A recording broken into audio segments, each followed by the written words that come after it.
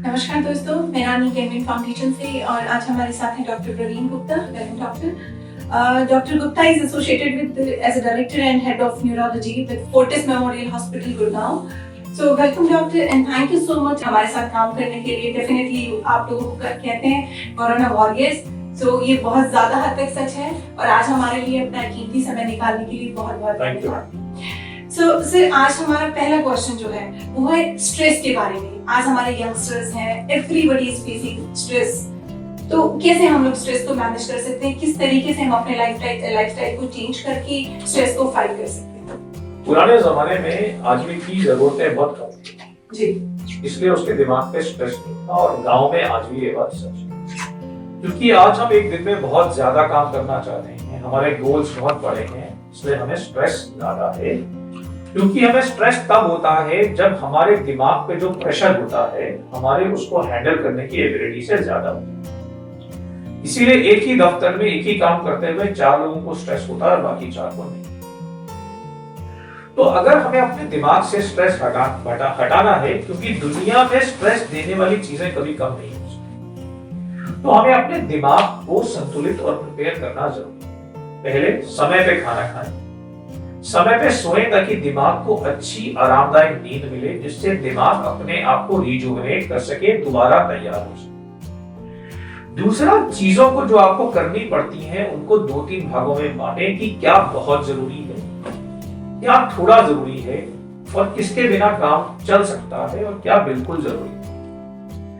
Corona ने हमको already सिखा दिया है कि इतनी सारी चीजें जिनको हम बहुत जरूरी समझते थे और सोचते थे कि इनके बिना दुनिया नहीं चल सकती, वास्तविक रूप में इतनी जरूरी थी ही नहीं। दूसरा, हमारे दिमाग पर बहुत प्रेशर होते हैं, कई सारी चीजें एक साथ करने की होती हैं, तो दिमाग को ऑर्गेनाइज करें कि मुझे इसमें से क्या करना जरूरी है और क्या करना जरूरी है। हमें लोग हमसे हमारे हिसाब से डील नहीं करते, अपने हिसाब से डील करते हैं। तो लोगों की कही हुई चीजों के बारे में ज्यादा ना सोचें, क्योंकि ज्यादा सोचने से दिमाग का प्रेशर बढ़ता जाता है, तो सर दर्द, याददाश्त की कमी, चीजों में ध्यान की कमी होने लगती है। हम जानते हैं कि हम दुनिया को, आउटकम्स को और फलों को कंट्रोल नहीं कर सकते, इसलिए हमें अपने दिमाग को यह समझाना जरूरी है कि मैं क्या कर सकता हूं, मेरे हिसाब से क्या सही है, और उस परिधि के अंदर काम करेंगे तो आपको बाहरी चीजों से स्ट्रेस नहीं होगी और आपका मन शांत रहेगा। मेडिटेशन, योगा, नियमित रूप से एक्सरसाइज करें तो बॉडी में रक्त का संचार बेटर होगा, दिमाग में रक्त का संचार बेटर होगा और दिमाग और शरीर की स्ट्रेस को लेने की एबिलिटी बढ़ जाएगी।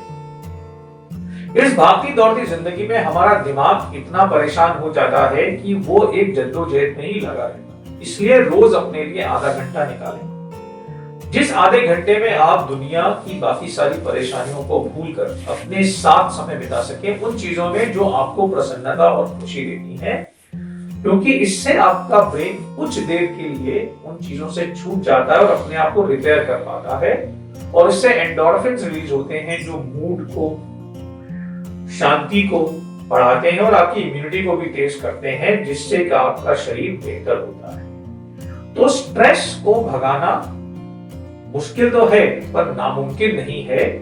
थोड़ा सा अपना नजरिया बदलने की जरूरत है, थोड़ा सा चीजों को हैंडल करने का तरीका बदलने की जरूरत है और अपनी जीवन शैली में चेंज लाने की जरूरत है, जिससे आप सक्सेसफुली ये काम कर सकते हैं। जैसे डॉक्टर ने हमें बताया, सिर्फ एक टाइम पर सोना, ज्यादा जरूरी चीजों के बारे में सोचना, अपने शरीर की क्षमता के अनुसार ही कार्य करना और नियमित रूप से एक्सरसाइज करना हमें स्ट्रेस से बचा सकते हैं। हम अपनी लाइफस्टाइल को थोड़ा सा बदल के स्ट्रेस पर काबू पा सकते हैं। Thank you doctor. My next question is about epilepsy. एक एपिलेप्सी डिजीज है जिससे हम लोग बहुत जल्दी घबरा जाते हैं कि दौरा आ गया है, ऐसा हो गया है। तो क्या कारण है उसके होने के और क्या हमें जो प्रिवेंटिव मेजर्स हैं या प्राइमरी कंसर्न्स हैं वो क्या करना चाहिए?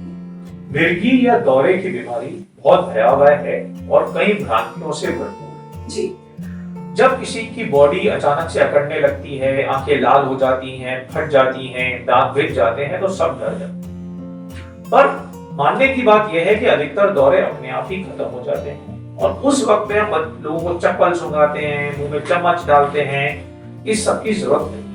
मरीज को एक करवट से लिटा दें ताकि उसका बलगम उसके गले में ना फंसे, और उसके मुंह के आसपास का एरिया खुला छोड़ दें ताकि वो आराम से सांस ले पाए। अगर आपके पास दौरे को रोकने का स्प्रे है तो उसे नाक में डाल दें। भ्रांति है कि एपिलेप्सी पागलपन के कारण होती है, या एपिलेप्सी जन्मजात होती है, या एपिलेप्सी छूत की बीमारी है। एपिलेप्सी ना तो पागलपन के कारण होती है, और एपिलेप्सी से ग्रसित मरीज सारे अपने काम कर सकते हैं। जॉन टी रूट जैसे क्रिकेटर दुनिया के महानतम फील्डर बन गए, जूलियस सीजर और अलेक्जेंडर दुनिया के महानतम जनरल बन गए एपिलेप्सी होते हुए भी। एपिलेप्सी छूत की बीमारी कतई नहीं है, और अधिकतर एपिलेप्सी जन्मजात भी नहीं होती। पुराने जमाने में लोग एपिलेप्सी का इलाज करने से डरते थे कि दवाई खाएंगे तो सोते रहेंगे, या दिमाग सुस्त हो जाएगा, या वजन बढ़ जाएगा। पर आधुनिक दवाइयों में ये सब परेशानियां नहीं है, और वो दौरों को बखूबी कंट्रोल कर सकती हैं, क्योंकि एपिलेप्सी ब्रेन में खराब करंट्स के फैलने से होती है जो सारी कोशिकाओं को एक साथ उत्तेजित कर देते हैं। दवाइयां इन करंट्स को रोकती हैं और ब्रेन को बिल्कुल ठीक कर सकती हैं, और मिर्गी के लोग एक नॉर्मल व्यक्ति की तरह हृष्ट-पुष्ट जिंदगी व्यतीत कर सकते हैं। लोगों में धारणा है कि गर्भवती महिलाओं का एपिलेप्सी में क्या होगा, क्या वो दवाई खाएंगी तो उनके शिशु पे बुरा असर पड़ेगा। पुराने जमाने में जो दवाइयां आती थी वो शिशु पे असर करती थी, और इस बात से ये भ्रांति ने जन्म लिया है।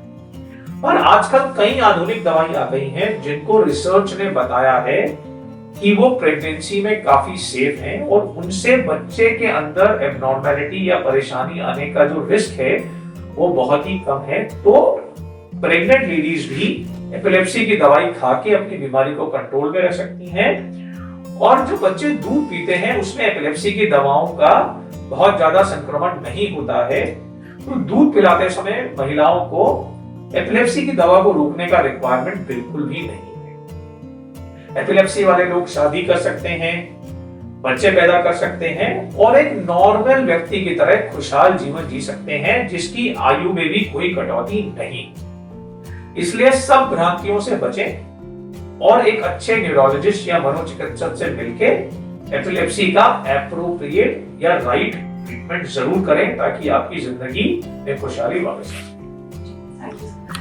मेरा अगला क्वेश्चन है सर ब्रेन स्ट्रोक के बारे में। हम जैसे आम आदमी को नहीं समझ आता कि ये ब्रेन स्ट्रोक हो गया है या ये हार्ट अटैक है, तो हम लोग उसको कैसे आइडेंटिफाई करेंगे, और उसके लिए हमें सबसे पहले कहाँ पर संभल रहना चाहिए? ब्रेन स्ट्रोक या पक्षाघात या अधरंग की बीमारी काफी कॉमन है जी, और ये आदमी को लंबे समय के लिए अपंग बना देती है और लोगों पे निर्भर बना सकती है। इसलिए इसके बारे में जानकारी और इसका सही इलाज बहुत जरूरी है। अगर किसी को भी अचानक से जबान तुतलाए, चेहरा टेढ़ा हो जाए, हाथ पैर में कमजोरी आ जाए, चाल लड़खड़ाने लगे, अचानक दिखना बंद हो जाए, दिमाग की सोच खराब होने लगे, या व्यवहार बदल जाए, तो उसको ब्रेन स्ट्रोक हो सकता है।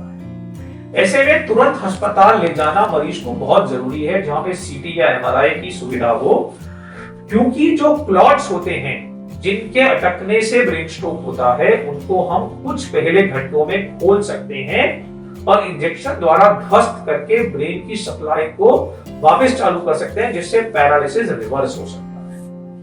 और कुछ पेशेंट्स में हम तार डाल के क्लॉट्स को खींच के बाहर निकाल सकते हैं 24 घंटे तक, जिससे भी पैरालिसिस रिवर्स हो सकता है और एक पैरालाइज्ड आदमी, अपंग आदमी कुछ ही घंटों में सीधा चलने लग सकता है।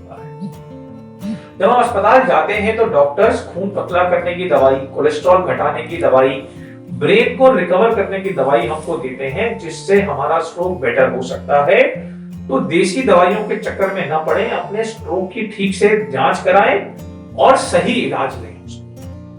स्ट्रोक का ट्रीट करना तो एक बड़ी चीज है, पर स्ट्रोक को रोकना भी बहुत इंपॉर्टेंट चीज है। तो स्ट्रोक को रोकने के लिए धूम्रपान से बचें, नियमित एक्सरसाइज करें, वजन को ज्यादा ना बढ़ने दें, डाइट में फल और सब्जी अच्छे से खाएं, अपनी शुगर और ब्लड प्रेशर का ठीक से ध्यान रखें ताकि आपकी धमनियों की डैमेज को हम रोक सकें और ब्रेन में ब्लॉकेज होके ये खतरनाक बीमारी आपको ना हो। स्ट्रोक को ना सिर्फ रोका जा सकता है और उसको ठीक भी किया जा सकता है, और अगर ये सब एहतियात बरतेंगे तो आपका स्ट्रोक का और हार्ट अटैक का रिस्क 75% तक कम हो सकता है। इसका मतलब आपका जीवन आपके खुद के हाथ में।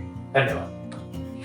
सर, जैसा ब्रेन स्ट्रोक के केसेस में कुछ लोग रूरल एरियाज में होते हैं, वो समय पर हॉस्पिटल नहीं पहुंच पाते, तो उसके लिए हम क्या कर सकते हैं? हमें ब्रेन स्ट्रोक के लिए जो मिनिमम चीज रिक्वायर्ड है वो है मिनिमम सीटी स्कैन, जो रूरल एरिया में भी मिल जाता है। एक सीटी स्कैन ब्रेन में नस फटी है या नस बंद हुई है इसका फर्क कर सकता है, जिसके बाद इलाज चालू हो सकता है। पेशेंट को खून पतला करने की दवा दी जा सकती है और अन्य दवाएं जैसे डायबिटीज की दवा, ब्लड प्रेशर की दवा, कोलेस्ट्रॉल की दवा, ब्रेन को ताकत देने की दवा हर जगह पे उपलब्ध है और छोटे जगह में भी ब्रेन स्ट्रोक का बखूबी इलाज हो सकता है। तो इलाज को वहां पे चालू करवा लें और फिर एक बड़े सेंटर में आ जाएं ताकि आपके स्ट्रोक की बखूबी जांच हो सके और आपके स्ट्रोक का ना सिर्फ अभी इलाज हो पर आगे के स्ट्रोक की रोकथाम भी हो सके। सर, जैसे पार्किंसंस डिजीज है, वो आजकल हम देखते हैं कि बहुत कॉमन हो गया है लोगों में, उसके शरीर के अंगों का हिलना बिना उसकी जानकारी के। तो ये किस वजह से ज्यादा फैल रही है और क्या इसका अर्ली स्टेज पे रिकवरी है? पार्किंसन डिजीज या कंपन बाई की बीमारी एक ऐसी बीमारी है जो 5वें या 6वें दशक में लोगों को होती है, जो ब्रेन में डोपामिन नाम का एक सब्सटेंस होता है जो हमारे शरीर की गति, हमारी मूवमेंट को कंट्रोल करता है। उसकी कमी से यह बीमारी हमें होती है, जिसमें हमारा हाथ हिलने लगता है, हमारी चाल धीमी हो जाती है, हमारे कदम छोटे हो जाते हैं और शरीर में सख्तपन आने लगता है, जबान तुतलाने लगती है। अगर किसी भी मरीज को ये सिम्टम हो तो कंपन बाय सस्पेक्ट करें और उसे डॉक्टर के पास ले जाएं। कंपन बाय का पूरा इलाज नहीं है, इस बात से लोग बहुत घबराते हैं, पर कंपन बाय की दवा बहुत ही सस्ती और सरल है, क्योंकि डोपामिन को रिप्लेस करने से हम मरीज की बॉडी को नियर नॉर्मल के करीब ला सकते हैं और पार्किंसंस के मरीज 1 दशक से ज्यादा तक नॉर्मल जीवन व्यतीत कर सकते हैं मेडिसिन के सहारे। और जब मेडिसिन का असर खत्म होने लगता है तो ब्रेन में स्टिमुलेशन करने की सर्जरी तार डाल के हम लोग कर सकते हैं, जो 1 दशक तक और मरीज को अच्छा जीवन दे सकती है। पार्किंसंस की बीमारी जनरली हेरिडिटरी नहीं होती, इसे लोग एक्वायर करते हैं और इसका बखूबी इलाज संभव है। कई सारी नई दवाइयां भी आ गई हैं जो खाली सिंडोपा के बियॉन्ड काम करती हैं और अधिकतर पार्किंसन डिजीज के मरीज उससे ठीक हो सकते हैं। धन्यवाद। Thank you sir. मेरा अगला क्वेश्चन है अल्जाइमर की बीमारी, जो भूलने की बीमारी है, तो ये किस कारण इतनी ज्यादा हो रही है और किस एज ग्रुप के लोग इससे ज्यादा इफेक्ट होते हैं? भूलने की बीमारी को पहले हम बहुत ज्यादा नहीं सुनते थे, आजकल ज्यादा सुन रहे हैं क्योंकि वृद्ध लोगों की वृद्धि हो रही है जी। ये बीमारी 60 के दशक के बाद बढ़ती है और 80 और 90 के दशक में बहुत बढ़ जाती है, क्योंकि ऐसे उम्र के लोग बढ़ गए हैं सोसाइटी में, इसलिए बीमारी बहुत बढ़ गई। ये बीमारी में आदमी धीरे धीरे अपनी याददाश्त खोने लगता है और गौरतलब बात यह है कि पुरानी याददाश्त, मेरी शादी कब हुई, मेरे बच्चे कब हुए, नहीं खोता है। आज क्या हुआ, मैंने खाया कि नहीं खाया, कौन आया, किससे मिला, ऐसी याददाश्त होता है और इसके कारण उसका व्यवहार बदलने लगता है, उसे गुस्सा आने लगता है, वो सेम चीज बार बार बोलने लगता है। ये सब इस बीमारी के लक्षण हैं। आपके किसी परिजन को ये बीमारी हो रही हो तो उसकी डॉक्टरी जांच कराएं, क्योंकि ये बीमारी जो है ब्रेन में कुछ सेल्स को डैमेज होने से होती है, जिससे ब्रेन में एसिटाइल कोलिन की कमी हो जाती है, जो हमारी याददाश्त का और व्यवहार का ट्रांसमीटर है। डॉक्टर हमें दवाई देते हैं जो हमारे ब्रेन में एसिटाइल कोलिन की मात्रा बढ़ाते हैं, जिससे हमारी याददाश्त कुछ हद तक वापस आ सकती है, हमारी बीमारी की गति कम हो सकती है और याददाश्त की कमी से जो व्यावहारिक प्रॉब्लम्स हो रही हैं उन पे दवाइयों से काबू पाया जा सकता है, जिससे भूलने की बीमारी के मरीज और उनके परिवार, क्योंकि दोनों पे इसका असर पड़ता है, एक अच्छा जीवन व्यतीत कर सकते हैं। और ऐसे मरीजों को साइकोलॉजिकल सपोर्ट, देखभाल, इमोशनल बैलेंस, ये सब की भी बहुत जरूरत है। तो psychotherapist, social therapist, cognitive therapist, इस तरह के लोग दवाई के साथ साथ बीमारी को कंट्रोल करने में, उसे रोकने में बहुत मदद कर सकते हैं। पर यह जानने की बात है कि इस बीमारी को रोका जा सकता है कुछ हद तक। तो नियमित रूप से आहार लेने से, ठीक से सोने से, स्ट्रेस को अवॉइड करने से, नियमित रूप से एक्सरसाइज करने से, ब्लड प्रेशर को कंट्रोल करने से, डायबिटीज को कंट्रोल करने से, कोलेस्ट्रॉल कम खाने से, धूम्रपान ना करने से, ज्यादा शराब का सेवन ना करने से हम अपने मस्तिष्क को बचा सकते हैं और इस बीमारी को होने से रोक भी सकते हैं। धन्यवाद। डॉक्टर, मेरा लास्ट क्वेश्चन है आपके लिए, हमारे छोटे बच्चों के लिए जो आजकल हर वक्त फोन पर लगे रहते हैं, फोन पर चिपके रहते हैं, तो हमें उनको किस तरीके से बचाना चाहिए, किस तरीके की एक्टिविटीज में उनको इन्वॉल्व करना चाहिए ताकि उनका ब्रेन जो है वो एक हेल्दी ब्रेन है? लॉकडाउन के वक्त में जब लोग बाहर नहीं जा पा रहे हैं, फोन और स्क्रीन एक्सपोजर और बहुत ज्यादा बढ़ गया है। आजकल तो स्कूल भी फोन और स्क्रीन पे आ गया है जी। हम पा रहे हैं कि बच्चे किसी के घर मिलने जाते हैं, रिश्तेदार के यहाँ, तो 4 बच्चे 4 फोन पे अपना अपना गेम खेलते रहते हैं और एक दूसरे से बात भी नहीं करते। इसके कारण बहुत सारी परेशानियां बच्चों में देखने में आ रही हैं। एक तो ज्यादा स्क्रीन और तरंग के एक्सपोजर से सर में दर्द, थकान, सर का भारीपन, आंखों की जलन, ये कॉमन बीमारी हो गई। फोन के ज्यादा इस्तेमाल से बच्चों में एंजाइटी, घबराहट, मन का उदासीनता, ये सब भी आ गई। बच्चों में लोनलीनेस या अकेलापन बढ़ता जा रहा है और बच्चे दूसरे लोगों से बात करने में झिझकने लगते हैं क्योंकि उनसे बात करने का कॉन्फिडेंस उनसे चला जाता है। दूसरा, फोन में दिमाग लगाने से बच्चे का दिमाग भ्रमित हो जाता है और पढ़ाई, जो उसको रचनात्मक चीजें हैं जो बच्चे के ब्रेन को डेवलप करने में हेल्प करती हैं, उनकी जगह विविध प्रकार के गेम्स जो दिमाग को सुस्त बनाती है, फीका मनोरंजन देती है जिसमें कुछ भी ज्ञान की बात नहीं है, वो उनको उसका एडिक्ट बना देती है और बच्चों की पढ़ाई, उनका व्यवहार इससे खराब होने लगता है। बच्चों की आंखें खराब होने लगती हैं, बच्चों की याददाश्त और कंसंट्रेशन कम होने लगती है। तो इसलिए हमें इसमें बड़े लोगों का रोल बहुत इंपॉर्टेंट है ताकि वो बच्चों के साथ एंगेज करें। घर में पारिवारिक गेम्स मिलकर खेलें जिसमें स्क्रीन की रिक्वायरमेंट नहीं है।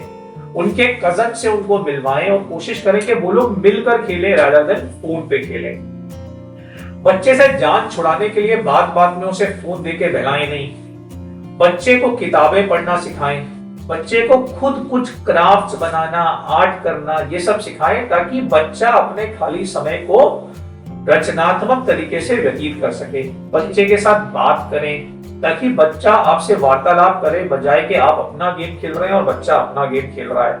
तो अगर हम बच्चे को उसका हाथ पकड़कर एक रचनात्मक अच्छे व्यवहार की तरफ ले जाएंगे तो हमारे सहयोग से बच्चा अपना फोन का एडिक्शन निश्चित ही छोड़ सकता है।